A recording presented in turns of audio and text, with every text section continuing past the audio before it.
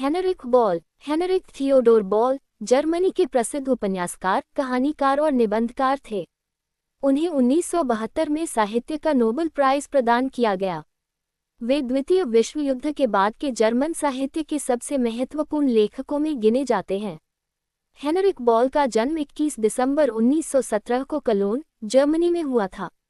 उनके पिता Victor ball एक बढ़ई और मूर्तिकार थे, जबकि उनकी माता मारिया बॉल थीं।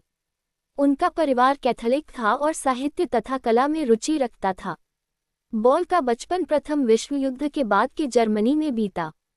उन्होंने जर्मन समाज में बढ़ते नाजीवाद को भी देखा। उन्होंने नाजी संगठन में शामिल होने से इनकार किया। उन्होंने कलोन में शिक्षा प्राप्त की और बाद में यूनिवर्सिटी ऑफ कलोन में जर्मन भाषा तथा साहित्य का अध्ययन किया।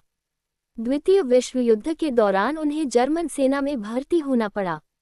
उन्होंने युद्ध में सैनिक के रूप में सेवा की और कई बार घायल हुए। 1945 में वे अमेरिकी सेना के युद्धबंदी बन गए। युद्ध के अनुभवों ने उनके साहित्य को पूरी तरह बदल दिया। उन्होंने सैनिकों, युद्ध से लौटे लोगों, गरीब परिवारों और युद्ध के कारण टूटे हुए जर्मन समाज के बारे में लिखा। युद्ध के बाद उन्होंने नियमित रूप से लिखना शुरू किया। उनकी शुरुआती कहानियों में युद्ध से लौटे सैनिकों की मानसिक स्थिति और जर्मनी के विनाश का चित्रण मिलता है। उनकी महत्वपूर्ण रचनाओं में the train was on time, billiards at 9:30, the clown, group portrait with lady और the lost honour of Katharina Blum शामिल हैं। उनकी रचनाओं में सामान्य लोगों का जीवन विशेष महत्व रखता है।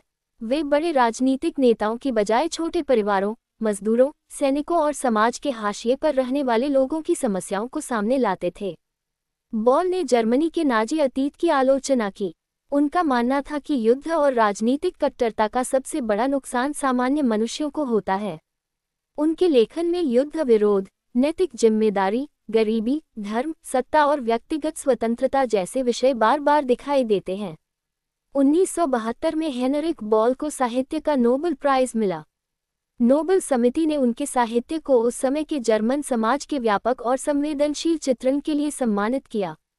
विशेष रूप से उनकी रचनाओं में युद्ध के बाद के जर्मन समाज और उसके पुनर्निर्माण की सच्ची तस्वीर दिखाई देती है। हेनरिक बॉल ने एनमरी चेक से विवाह किया था। उनके कई बच्चे हुए। उनकी पत्नी ने उनके साहित्यिक कार्य में महत्वपूर्ण सहयोग दिया और उनके साथ अनुवाद कार्य भी किया। बॉल सामाजिक और राजनीतिक मुद्दों में सक्रिय रहते थे। वे अभिव्यक्ति की स्वतंत्रता और मानवाधिकार के प्रबल समर्थक थे तथा लेखकों के अधिकारों के लिए भी काम करते थे।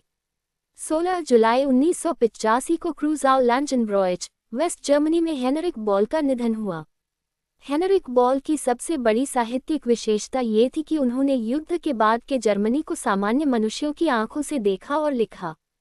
उन्होंने सत्ता और राष्ट्रवाद की तुलना में मानव गरिमा, नैतिकता और व्यक्तिगत स्वतंत्रता को अधिक महत्व दिया। उनके साहित्य ने जर्मनी के युद्धोत्तर इतिहास को समझने में महत्वपूर्ण भूमिका निभाई।